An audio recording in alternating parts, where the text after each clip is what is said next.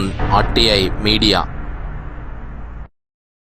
నమస్కారం, వార్తలకు స్వాగతం. ముందుగా ముఖ్యాంశాలు.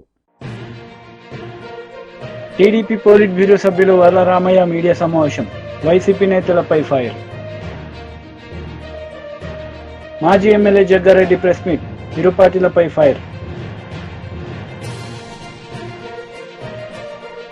వారాహి విజయబేరి బహిరంగ సభలో జనసేన అధినేత పవన్ కళ్యాణ్ పాల్గొన్నారు. ఈ సందర్భంగా ప్రజలను ఉద్దేశించి ఆయన మాట్లాడారు.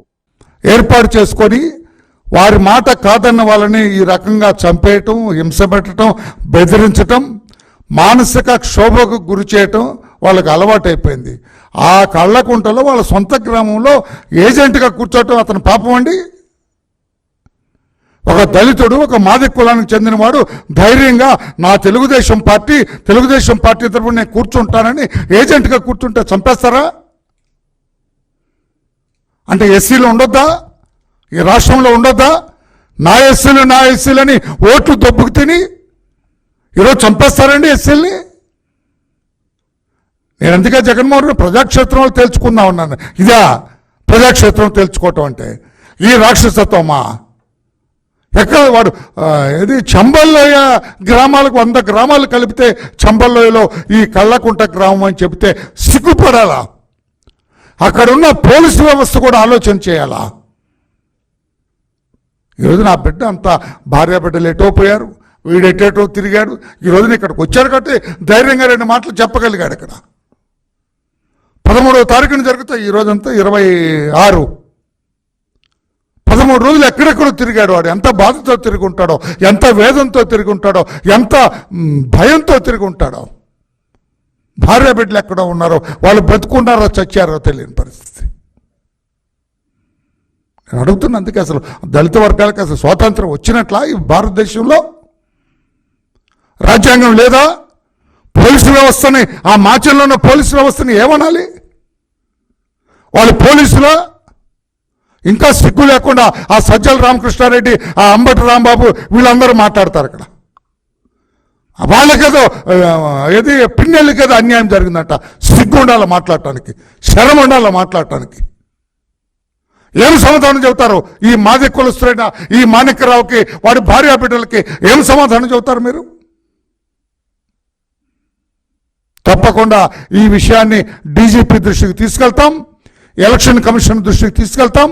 ఇప్పుడు ఈ విషయాన్ని అతన్ని వెంట పెట్టుకుని మా ప్లేడర్ గారు మంగళగిరి రూరల్ పోలీస్ స్టేషన్కి వెళ్తారు. అక్కడ 0 FIR రిజిస్టర్ చేయమని కూడా అక్కడ కంప్లైంట్ ఇస్తారు. తప్పకుండా ఇతన్ని చంపడానికి ప్రయత్నం చేసి, మానసిక క్షోభకు గురి చేసి, భార్య బిడ్డలను కొట్టి ఆ వీడియో చూపించడం ఏంటంటే ఏం సంస్కృతి రా మీది, మీ దుంపల దాకా. నిజంగానే చంపల్లోయ ఆ దుర్మార్గుల కంటే మీరెక్కువలా కనపడుతున్నారు. భార్య బిడ్డల్ని కొట్టే వీడియో తండ్రికి చూపిస్తే, తన బిడ్డల్ని కొట్టే వీడియో, భార్యని కొట్టే వీడియో చూపిస్తే వాడు మానసికంగా ఎంత క్షోభకు గురై ఉంటాడండి. ఇదేమి దుర్మార్గపు ఆలోచన? ఇదేమి మీ రాక్షసానందం? ఇదేమి దెయ్యాలు రాక్షసులు చేస్తారు ఇట్లాగా? చాలా బాధగా ఉంది. తోటి కులస్తులుగా నేను చాలా బాధపడుతున్నాను. వాడికి వదిలేస్తే మా చెల్లి వెళ్ళరా అంటే చంపేస్తారు. నీ భార్య బిడ్డలు ఎక్కడో ఉన్నారు సార్, నాకు టచ్లోకి రావట్లేదు వాళ్ళు. అందుకని నేను ఎలక్షన్ కమిషన్ అడుగుతున్నా, డీజీపీని అడుగుతున్నా, సిఎస్ చీఫ్ సెక్రటరీ గారిని అడుగుతున్నా, వాట్ ఈస్ దిస్? ఆంధ్రప్రదేశ్ రాష్ట్రంలో ఉన్నామా? ఏదైనా డిక్టటోరియల్ గవర్నమెంట్లో ఉన్నామా? ఏదైనా టెర్రరిస్ట్ గ్రామంలో ఉన్నావా? ఒక్కసారి ఆలోచన చేయండి అని చెప్పి కూడా తెలియచేస్తూ, పాత్రికేయ సోదరులారా, మీరు కూడా ఇవన్నీ కూడా అన్ని ఉన్నట్టు రాయాలా, ప్రజల ముందు పెట్టాలా? ప్రజలే ఈరోజు న్యాయ నిర్ణేతలు, ప్రజలే బుద్ధి చెప్పాలా. ఇటువంటి దుర్మార్గపు పాలకులకి ప్రజలే బుద్ధి చెప్పాలా, ప్రజలే చెప్పు తీసుకొని కొట్టాలా ఇటువంటి దుర్మార్గుల్ని. సారీ, నేటువంటి మాట నా నోట రాదు, కానీ తప్పదు. వాడి బాధ చూసిన తర్వాత ఎక్కడికి వెళ్తాడు వాడు?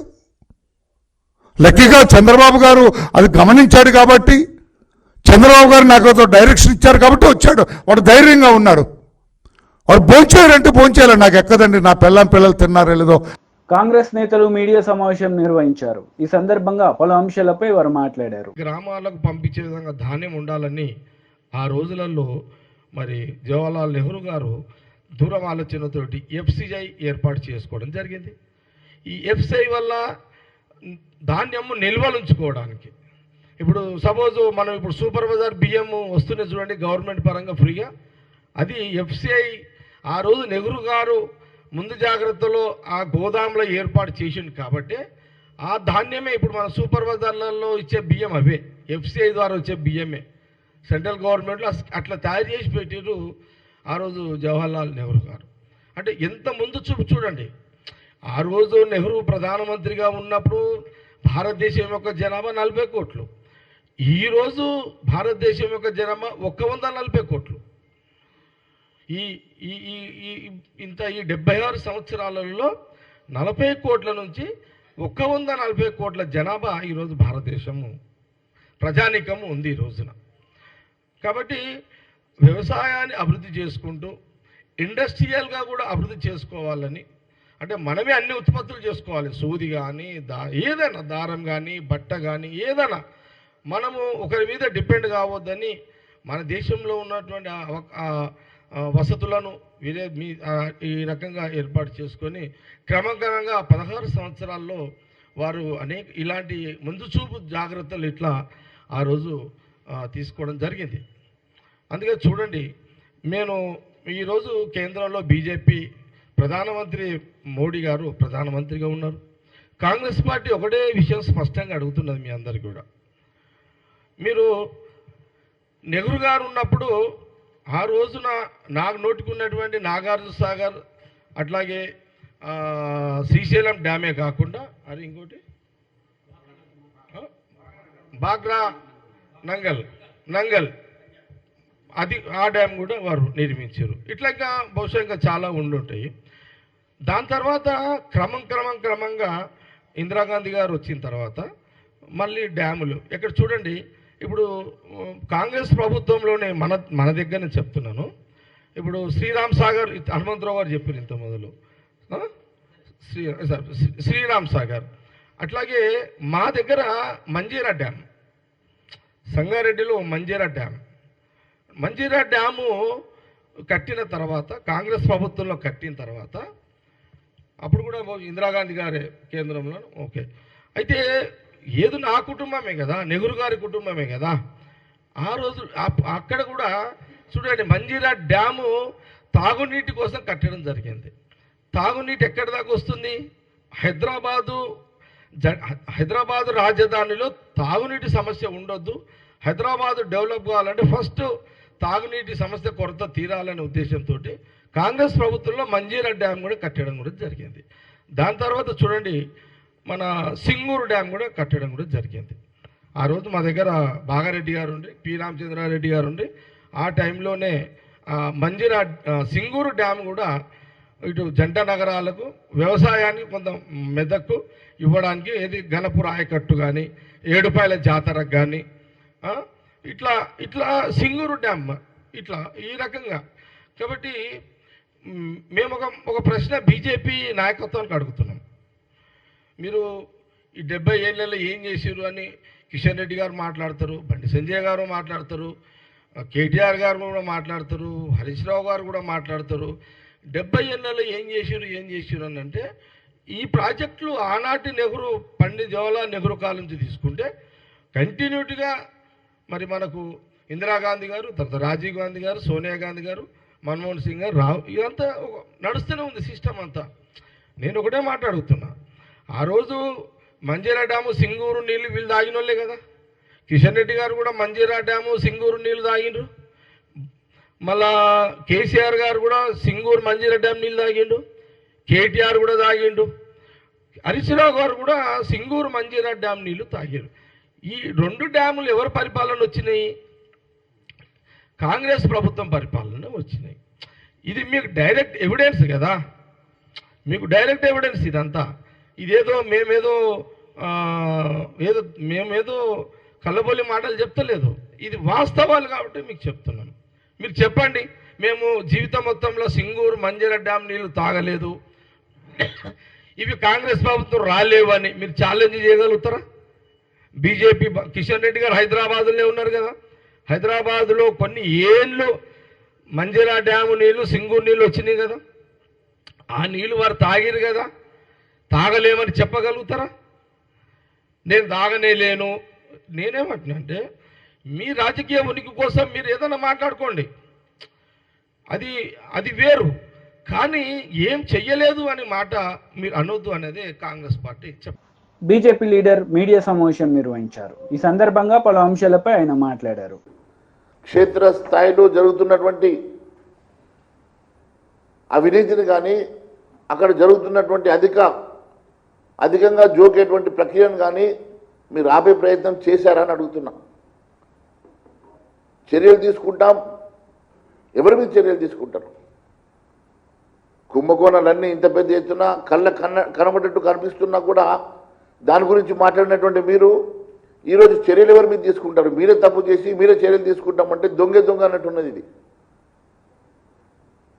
నేను ఒకటే అడుగుతున్నా, ఈరోజు ఇంతగానో మాట్లాడుతున్నారు కదా, మరి మా నాయకుడు కిషన్ రెడ్డి గారు ఫీల్డ్లోకి వెళ్ళారు.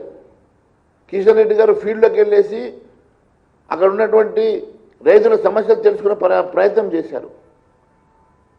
కానీ మీరు కనీసం ఫీల్డ్ కూడా నువ్వు సంబంధిత మంత్రిపై ఉండి ఫీల్డ్కి వెళ్లకుండా అసలు తప్పే జరుగుతలేదని చెప్పేసి మిదండవాదం మాట్లాడితే దాని గురించి ఇంకా మేము ఏం దీని గురించి మాట్లాడాలో మాకు అర్థం కావడం లేదు.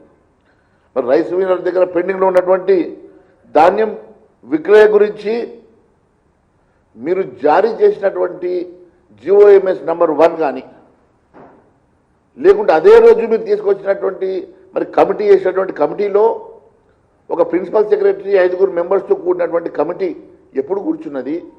ఎప్పుడు విధి విధానాలను రచించింది?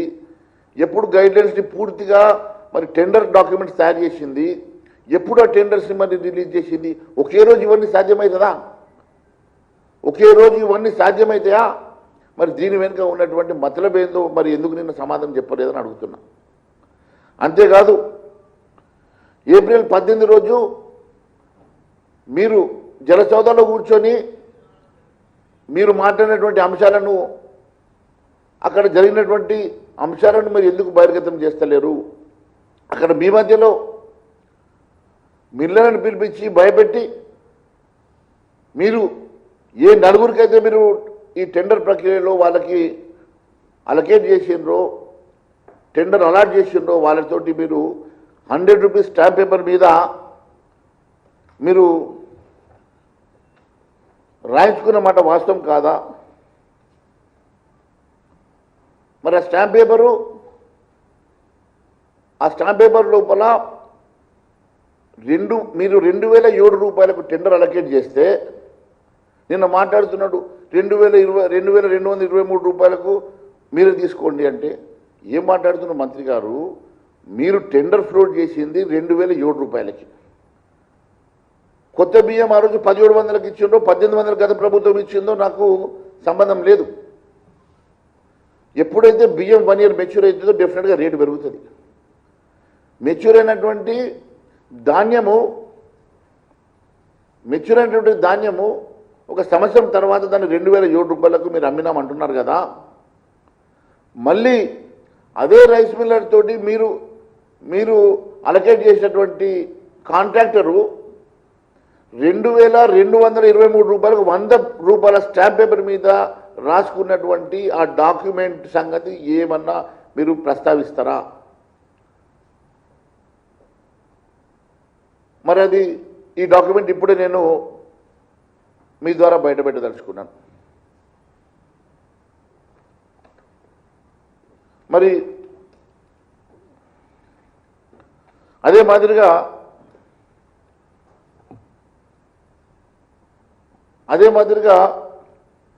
18 ఏప్రిల్ రోజు రైస్ మిల్లర్ను మీరు భయపెట్టి 100 రూపాయల స్టాంప్ పేపర్ మీద మీరు రాసిచ్చినటువంటి డాక్యుమెంట్ ఇప్పుడు నేను మీ ద్వారా నేను బయటపెట్టబోతున్నా.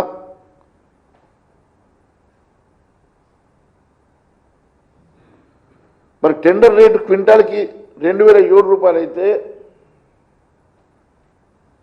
తీసుకురా ప్రింట్ తీసుకురా. 2007 రూపాయలు అయితే ఇప్పటి వరకు ఆ 4 కాంట్రాక్టర్లు ఎంత ప్యాడీని లిఫ్ట్ చేశారు? ఇప్పటి వరకు కనీసం 2% కూడా ప్యాడీ లిఫ్ట్ చేయలే. 90 రోజుల సమయం ఇస్తే మీరు బీఆర్ఎస్ లీడర్ మీడియా సమావేశం నిర్వహించారు. ఈ సందర్భంగా పలు అంశాలపై ఆయన మాట్లాడారు. మంది కల్తీ జైరీలా షరాబ్ తాగి చనిపోయిన తర్వాత ఈ సోమ్ డిస్టిలరీ అనే సంస్థను వాళ్ళ ట్యాంకులను అక్కడ మధ్యప్రదేశ్ ప్రభుత్వం సీజ్ చేయడం జరిగింది, అధికారులు సీజ్ చేయడం జరిగింది. అలాంటి అక్రమ మద్యం చేస్తున్న సంస్థను కాంగ్రెస్ ప్రభుత్వం, కాంగ్రెస్ పార్టీ వాళ్లకు విరాళాలు వస్తున్నాయి కాబట్టి 1,35,00,000 25 లక్షల రూపాయలు పదే ఎన్నికల కోసం వాళ్ళకు ఫండింగ్ వస్తున్నది కాబట్టి ఇవాళ కాంగ్రెస్ ప్రభుత్వం దొడ్డిదారిన ఎందుకంటున్నామంటే ఇక్కడున్న మీడియా ప్రశ్నించినా రాసినా కూడా దబాయించి, లేదు మీరు అట్లా రాస్తే, మీరు నిజాలు రాస్తే మీ మీద పరువు నష్టం దావా వేస్తాం, 100 కోట్లు అంటే భయపడిపోతాం కావచ్చు, అందుకే మీడియా రాయదు అని అనుకొని కాంగ్రెస్ ప్రభుత్వం, కాంగ్రెస్ మంత్రి అబద్ధాలు చెప్తూ ఇవాళ కొత్త బియర్ కంపెనీని ఇక్కడికి తీసుకొని వస్తున్నారు. ఎలాంటి బియర్ కంపెనీ? మధ్యప్రదేశ్ రాష్ట్రం నుంచి మొదలై, కాంగ్రెస్ ప్రభుత్వం నుంచి మొదలై అక్కడ కల్తీ మద్యం, దేశీదారు అని అంటారు, కంట్రీ లిక్కర్. ఎవ్వరు గూగుల్లో కొట్టినా సోమ్ డిస్టిలరీ కంట్రీ లిక్కర్ అని కొడితే మొత్తం కూడా డీటెయిల్స్ వస్తాయి. ఇవన్నీ కూడా ఇవ్వండి. ఈ ఫండ్స్ అనేటివి మేము ఎలక్షన్ కమిషన్ ఆఫ్ ఇండియా ద్వారా తీసుకోవడం జరిగింది.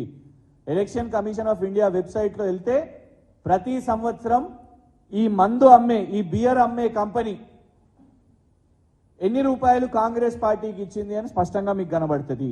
ఇది కాంగ్రెస్ పార్టీకి చాలా దగ్గరగా ఉన్న పత్రిక వైర్ అనే సంస్థ.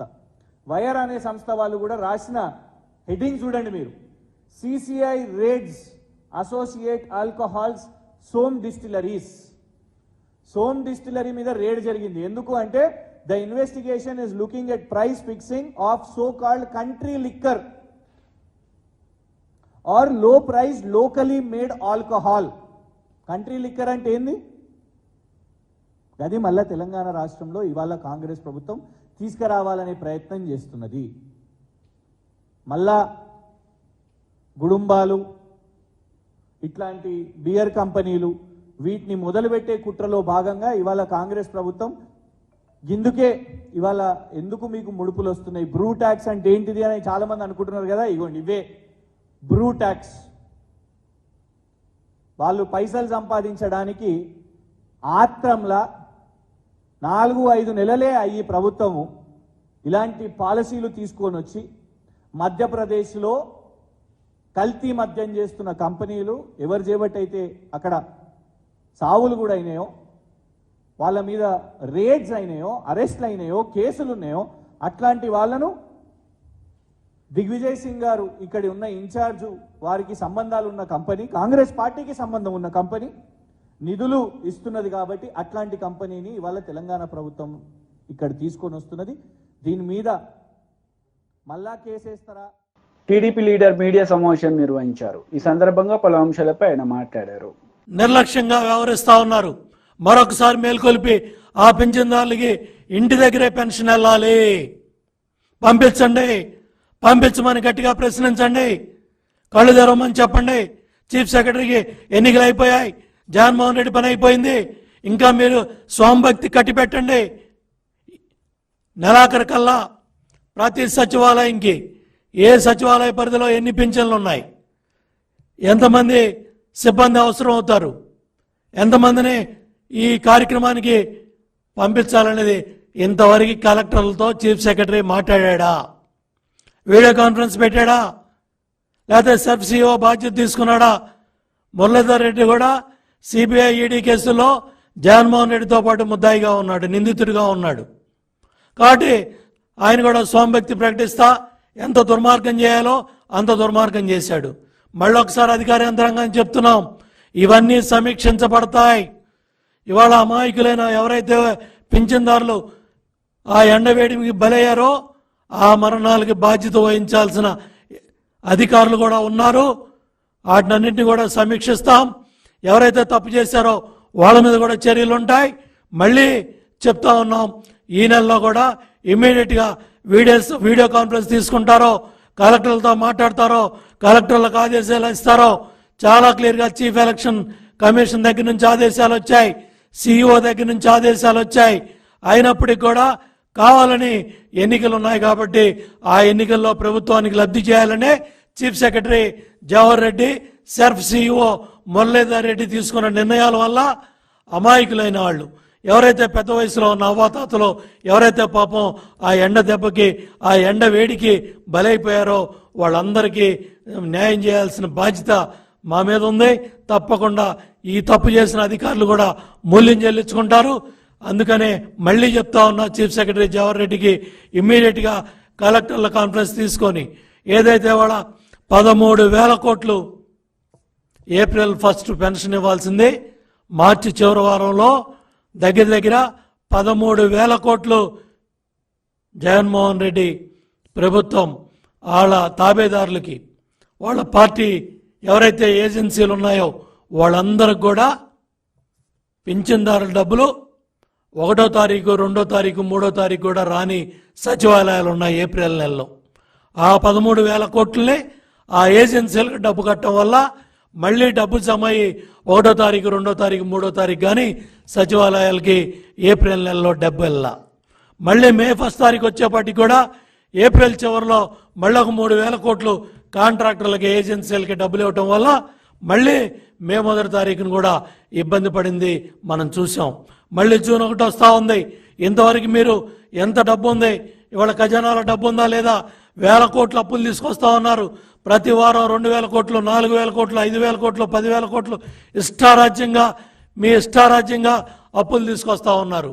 మొన్న కూడా ఆరోగ్యశ్రీ సంబంధించిన ఎవరైతే నెట్వర్క్ హాస్పిటల్స్ అన్ని కూడా రోడ్డెక్కి మరి వాళ్ళందరూ కూడా మాకు డబ్బులు. వార్తలు ముగించే ముందు ముఖ్యాంశాలు మరోసారి. టీడీపీ పోలిట్ బ్యూరో సభ్యులు వరరామయ్య మీడియా సమావేశం, వైసీపీ నేతలపై ఫైర్. మాజీ ఎమ్మెల్యే జగ్గారెడ్డి ప్రెస్ మీట్, ఇరు పార్టీలపై ఫైర్. ఈ వార్తలు ఇంతటితో సమాప్తం. తిరిగి ప్రసారమయ్యే వార్తల్లో మళ్ళీ కలుద్దాం. అంతవరకు సెలవు. నమస్తే.